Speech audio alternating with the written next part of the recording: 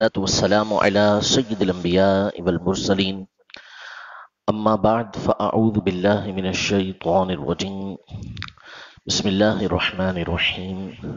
الصلاة والسلام عليك يا رسول الله وعلى آلك وأصحابك يا حبيب الله. نبی رحمت شفیع امت صلی اللہ تعالی علیہ وآلہ وسلم کا فرمان عالی شان ہے، تین طرح کے افراد، تین طرح کے شخص ایسے ہیں کہ جنہیں کہ اللہ تبارک و تعالی جن سے آسان حساب لے گا، یعنی ان پر حساب میں کوئی سختی نہیں ہوگی. اور آسان حساب کا مطلب یہ ہے کہ اللہ تبارک و تعالی کی طرف سے بس اسے نامہ اعمال پیش کیا جائے گا اور پھر اس کو جنت میں داخل کر دیا جائے گا، یعنی اس سے کوئی پوچھ گچھ اس پر نہیں ہوگی. یہ ہے آسان حساب کا مطلب. تو تین طرح کے افراد بھی ایسے ہیں کہ جن سے اللہ تبارک و تعالی آسان حساب لے گا اور ان کو جنت میں داخل فرما دے گا. یعنی جس کے اندر تین طرح کی خصلتیں ہوں، تین طرح کی باتیں ہوں، تو اس کے لیے یہ برکت عطا کی گئی، یہ فضیلت عطا کی گئی. پہلا وہ شخص فرمایا کہ جو تجھ پر ظلم کرے تو اسے معاف کر دے. جو تجھ پر ظلم کرے تو اسے معاف کر دے. یعنی ظلم کسی بھی طرح سے کیا گیا ہو، چاہے وہ ہاتھ پیر کے ذریعے مارا گیا، پیٹا گیا، یا زبان کے ذریعے ظلم کیا گیا، تنگ کیا گیا، ستایا گیا، کسی بھی طرح سے کسی نے کسی کے اوپر ظلم کیا، تو اگر وہ اسے معاف کر دیتا ہے تو اللہ تبارک و تعالی اس کو ایک تو اپنے عرش کے سائے میں جگہ عطا فرمائے گا، دوسرا یہ کہ اللہ تبارک و تعالی اس کو اس کا حساب آسان لے گا اور جنت میں داخل فرما دے گا. ظلم ایک بہت بڑی برائی ہے، بہت بڑی خرابی ہے. اور حدیث پاک میں یہ ارشاد فرمایا کہ ظلم قیامت کے اندھیروں میں سے ایک اندھیرا ہے. قیامت کی جو اندھیریاں ہوں گی ان میں سے ایک اندھیرا یہ ظلم ہے. اور امام اعظم ابو حنیفہ رحمۃ اللہ تعالی علیہ فرماتے ہیں کہ ایمان کے ضائع ہونے کا ایک بڑا سبب کہ بندے کا موت کے وقت ایمان ضائع ہو جائے وہ ظلم کرنا ہے. اب لوگ یہ ظلم کا مطلب یہ سمجھتے ہیں کہ کسی کو قتل کر دیا، کسی کو مارا پیٹا، کسی کی جائیداد جو ہے وہ چھین لی، کسی کی پراپرٹی کے اوپر قبضہ کر لیا. فقط یہ ظلم نہیں ہوتا. ظلم یہ بہت عام اس کا معنی ہے، وسیع اس کا معنی ہے. اگر آپ نے اپنی زبان کے ذریعے کسی کو تکلیف دی، جس کا جو حق تھا آپ نے اس کو اس کا وہ حق نہیں دیا، تو یہ بھی ظلم کے اندر آتا ہے. کسی بھی شخص کو دو بندوں کے درمیان منصف بنایا گیا، فیصلہ کرنے والا بنایا گیا، تو اگر وہ فیصلہ کرنے میں ذرا سا بھی حق سے تجاوز کرے گا، ہٹے گا، تو ایسا شخص ظلم کرنے والا ہے. حدیث پاک میں فرمایا کہ قاضی تین طرح کے ہیں. ایک وہ قاضی کہ جو جنت میں جائے گا، یہ وہ قاضی ہوگا کہ جو فیصلہ کرے گا، سنے گا اور توجہ کے ساتھ دونوں کی بات سننے کے بعد پھر حق کے ساتھ فیصلہ کرے گا. دوسرا وہ ہوگا کہ جو سنے گا بات کو اور ایک کے حق میں جان بوجھ کر فیصلہ کر دے گا، یہ جہنم کے اندر جائے گا. اور تیسرا وہ ہوگا کہ جو بات کو سنے گا دونوں طرفوں کی، لیکن بغیر توجہ کے ان کے حق میں کسی ایک کے بارے میں فیصلہ کر دے گا. یعنی جو تقاضے ہیں انصاف کے وہ پورا نہیں کرے گا، اگرچہ کہ ایک کے حق کی طرف اس کا ذہن نہیں جائے گا، لیکن تقاضے پورے نہ کرنے کی وجہ سے کسی کے بارے میں غلط فیصلہ کر دے گا اور اس کو بھی جہنم کے اندر داخل کر دیا جائے. تو علماء یہ ارشاد فرماتے ہیں کہ قاضی سے مراد صرف یہ قاضی نہیں ہے کہ جس کو جو ہے وہ کورٹ کے اندر یا عدالت کے اندر مقرر کیا گیا اور وہ کچہری میں فیصلے کر رہا ہے. ہر وہ شخص کہ جس کو اس بات کا موقع ملے کہ اس نے دو افراد کے درمیان فیصلہ کرنا ہے، دو افراد کے درمیان انصاف کرنا ہے، تو اس کے لیے یہ لازم ہے کہ وہ ان کے درمیان انصاف کرے گا.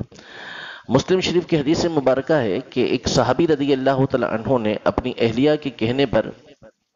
اپنے ایک بیٹے کے نام باغ کر دیا، اپنا باغ جو تھا وہ اس کے نام کر دیا۔ تو اس نے کہا کہ بھئی اب حضور علیہ الصلوۃ والسلام کو اس پر گواہ بنائے کہ آپ نے میرے بیٹے کو باغ جو ہے وہ نام کر دیا ہے۔ تو جب وہ صحابی رضی اللہ تعالیٰ عنہ حضور علیہ الصلوۃ والسلام کی بارگاہ میں حاضر ہوئے تو نبی کریم صلی اللہ تعالیٰ علیہ وسلم نے ان سے پوچھا کہ کیا تم نے اپنے ہر بیٹے کو اتنا دیا ہے، ساری اولاد کو اس طریقے سے دیا ہے؟ تو انہوں نے فرمایا نہیں، ایسا نہیں۔ تو آپ علیہ الصلوۃ والسلام نے فرمایا میں ظلم کے اوپر گواہ نہیں بنتا، ظلم کے اوپر گواہ نہیں بنتا، کہ یہ نا انصافی ہوئی۔ اب ہمارے یہاں اس کا تصور نہیں ہے کہ یہ جو ہے وہ ظلم ہوا یا نہیں ہوا، حالانکہ یہ بھی ظلم ہے۔ تو بہرحال ہر ایک کو ظلم سے بچنا ہے، لیکن کسی پر بھی اس طرح کا معمولی سا بھی ظلم ہوا، اس کے ساتھ نا انصافی کی گئی، چاہے وہ ساس نے بہو کے ساتھ کی، ماں نے بیٹی کے ساتھ کی، یا ماں نے بیٹے کے ساتھ کی، بیٹے نے باپ کے ساتھ کی، کسی نے کسی کے ساتھ کی، تو فرمایا کہ جو ظلم کو معاف کر دے گا اللہ تبارک و تعالیٰ اس کا حساب آسانی کے ساتھ لے گا، اس کو جنت کے اندر داخل فرما دے گا۔ تو یہ بڑا آسان موقع ہوتا ہے کہ بعض اوقات بندہ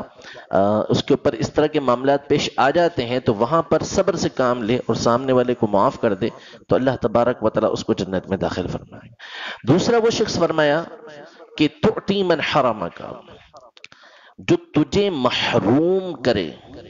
جو تجھے نہ دے تو اس کو دے۔ یعنی ایک ہے کہ جو تجھ پر احسان کر رہا ہے، تجھے دے رہا ہے، تیرے ساتھ بھلائی کر رہا ہے، تو اس کے ساتھ تو بھلائی کرنا الگ چیز ہے، وہ بھی اچھی بات ہے، لیکن وہ بدلہ ہے۔ اس نے اچھا کیا تو ہم نے اس کے ساتھ اچھا کیا۔ فرمایا جو تجھے محروم کرے، جو تجھے نہ دے تو اس کو دے۔ اس نے تجھے نہیں دیا تو اس کو دے رہا ہے، تو فرمایا ایسے شخص کو اللہ تبارک و تعالی قیامت کے دن آسان حساب بھی لے گا اور جنت میں داخل بھی فرما دے گا۔ ہمارے یہاں مقولہ ہے کہ ہم اچھوں کے ساتھ اچھے اور بروں کے ساتھ برے ہیں، تو یہ ٹھیک نہیں۔ اچھوں کے ساتھ تو سارے ہی اچھے ہوتے ہیں، جو اچھائی کرے گا اس کے ساتھ اگر کوئی بندہ برائی کرتا ہے تو وہ برائی کرنے والا برا ہوگا، یعنی اچھائی کرنے والے کے ساتھ اگر کوئی برا کرتا ہے تو اس کو تو احسان فراموش کہا جائے گا۔ آپ نے کون سا جو ہے وہ بڑا کام کر لیا کہ اچھائی کرنے والے کے ساتھ اپنے اچھائی کی؟ اچھی بات ہے، کرنا چاہیے، لیکن اصل یہ ہے کہ اگر آپ کے ساتھ کوئی برائی کرتا ہے، آپ کو محروم کرتا ہے، تو آپ اس کو عطا کریں۔ دعوتیں ہوتی ہیں ہمارے یہاں خاندانوں میں، اس نے مجھے دعوت نہیں دی اور میں بھی اس کو دعوت نہیں دوں گا، اس نے ایک بندہ بولا تھا میں بھی اس کو ایک ہی بندہ بولوں گا، یہ اس نے اتنا کیا تھا میں اس کے ساتھ اتنا کروں گا، اس سے بڑھ کر آگے نہیں کروں گا۔ تو یہ تعلیم نہیں، بلکہ جو تمہیں محروم کرے تم اسے عطا کرو، تم اسے دو، تم اسے دو گے اللہ تبارک و تعالیٰ تمہیں عطا فرمائے گا۔ اللہ تعالیٰ کی یہ صفت ہے، اللہ تبارک و تعالیٰ کو عطا کرنا یہ بڑا پسند ہے کہ لوگوں کو دیا جائے، لوگوں کے ساتھ اچھا سلوک کیا جائے، اور ان لوگوں کے ساتھ بالخصوص کہ جو محروم کرنے والے ہیں، جو نہ دینے والے ہیں۔ زکوٰۃ کا ایک مسئلہ ہے، زکوٰۃ جو ہے وہ اس کو دی جائے گی جس کو زکوٰۃ لگتی ہے، جو شرعی اعتبار سے اس کا مستحق بنتا ہے اس کو دی جائے گی۔ لیکن اگر آپ کا بھائی، آپ کی بہن، آپ کی خالہ، آپ کی پھوپھو،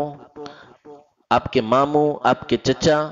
یہ افراد زکوٰۃ کے مستحق ہیں تو ان کو زکوٰۃ دینا یہ زیادہ ثواب ہے، دگنا ثواب ملتا ہے۔ ایک زکوٰۃ دینے کا ثواب، دوسرا صلہ رحمی کرنے کا ثواب ملتا ہے۔ لیکن فرمایا کہ اگر ان رشتہ داروں میں سے کوئی ایسا ہے کہ جو آپ سے ناراض ہو کے بیٹھا ہے، جس کے دل کے اندر کینہ ہے، تو ایسے شخص کو دینا کہ جس سے ناراضی ہوئی ہوئی ہے یہ اور افضل ہے، سب سے افضل ہے کہ اس کو دیا جائے تاکہ اس کے دل سے کینہ، اس کے دل سے جو عداوت ہے اور آپ کے دل کے اندر جو اس کے بارے میں کدورت موجود ہے وہ دور ہو جائے۔ تو اللہ تبارک و تعالیٰ اس بات کو پسند فرماتا ہے کہ اگر ہم کوئی ہمیں نہیں بھی دیتا، دینے سے مراد رقم ہی نہیں ہے، دینے سے مراد کوئی مال ہی نہیں ہے، ہر طرح کے اعتبار سے اس کا سلوک ہمارے ساتھ اچھا نہیں ہے۔ اگلی جو تیسری چیز ہے وہ اسی اعتبار سے ہے، تیسری بات جو ارشاد فرمائی حضور علیہ الصلوۃ والسلام نے، تو اگر سامنے والا کوئی برا سلوک کرنے والا ہے، وہ ہمیں محروم کرنے والا ہے، نہ دینے والا ہے، کسی مقام پہ نہ پہنچنے کے لیے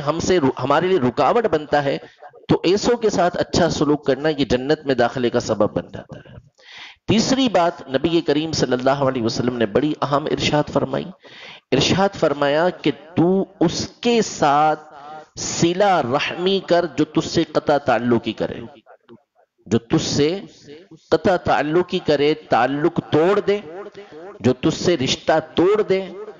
تو اس سے صلہ رحمی کر، اس سے اپنے رشتے کو جوڑ۔ تو جب تو ایسا کرے گا تو فرمایا کہ اللہ تبارک و تعالیٰ اس کا حساب آسانی کے ساتھ لے گا اور اس کو جنت کے اندر داخل فرما دے گا۔ یہ ہمارے معاشرے کے اندر بہت زیادہ عام ہے، جو قطع تعلقی کرنا ہے، رشتے توڑ دینا ہے، چھوٹی چھوٹی معمولی معمولی باتوں پر یہ رشتے توڑ دیے جاتے ہیں، تعلق توڑ دیے جاتے ہیں، حالانکہ یہ ہماری شریعت کے بالکل خلاف ہے۔ علماء بزرگان دین یہ ارشاد فرماتے ہیں کہ تو جو دنیا میں آیا ہے وہ ملانے کے لیے آیا ہے، تو دنیا میں ملانے کے لیے آیا ہے، تو دنیا میں توڑنے کے لیے نہیں آیا، جوڑنے کے لیے آیا ہے، توڑنے کے لیے نہیں آیا۔ تو شریعت مطہرہ کو یہ بات انتہا درجے کی پسند ہے کہ صلہ رحمی کی جائے، آپس میں تعلق رکھا جائے۔ حدیث پاک میں یہ ارشاد فرمایا، مشہور حدیث پاک ہے کہ تم میں سے کوئی اس وقت تک کامل مومن نہیں ہوگا جب تک اپنے بھائی کے لیے وہی کچھ پسند نہ کرے جو اپنے لیے پسند کرتا ہے۔ یہ نبی کریم صلی اللہ تعالیٰ علیہ وسلم کے ان کلمات میں سے ہے، ان باتوں میں سے ہے کہ جن کو انتہائی جامع قرار دیا گیا ہے، کہ اس کے اندر بہت ساری باتیں پائی جاتی ہیں۔ اس کی ایک وجہ علماء یہ ارشاد فرماتے ہیں کہ اس حدیث پاک میں انسان کا جو بنیادی مقصد ہے وہ بیان کیا گیا ہے کہ انسان کو دنیا میں اس لیے بھیجا گیا کہ وہ معاشرے کے اندر سکون پیدا کرے،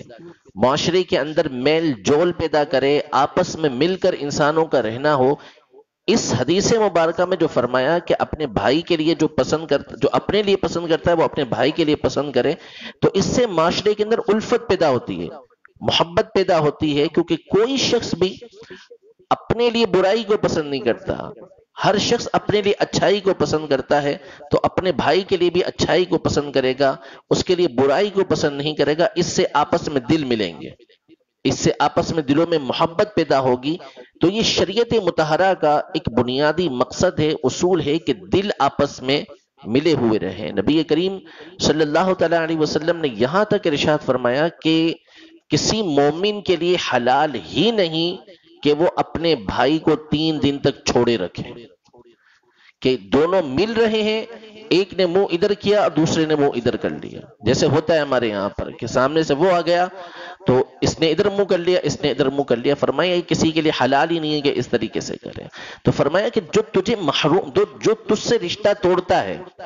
جو خود توڑ رہا ہے، تم اس سے صلہ رحمی کرو، آگے بڑھ کر ملو، تو اللہ تبارک و تعالیٰ قیامت کے دن حساب بھی آسان لے گا اور جنت میں بھی داخل فرما دے گا۔ اللہ جل شانہ ہم سب کو عقل سلیم عطا فرمائے اور آخرت کی تیاری کرنے کی اللہ تبارک و تعالیٰ ہمیں توفیق عطا فرمائے۔ جو ہم پر ظلم کرے، نا انصافی کرے، اللہ تعالیٰ اسے معاف کرنے کی ہمیں توفیق عطا فرمائے۔ اللہ تبارک و تعالیٰ ہمیں وہ جو ہمیں محروم کریں ان کو اللہ تبارک و تعالیٰ عطا کرنے کی ہمیں توفیق عطا فرمائے اور آپس میں ہمارے دلوں کو ملائے، صلہ رحمی کرنے کی توفیق عطا فرمائے۔ آمین بجاہ النبی الامین صلی اللہ تعالیٰ علیہ وآلہ وسلم۔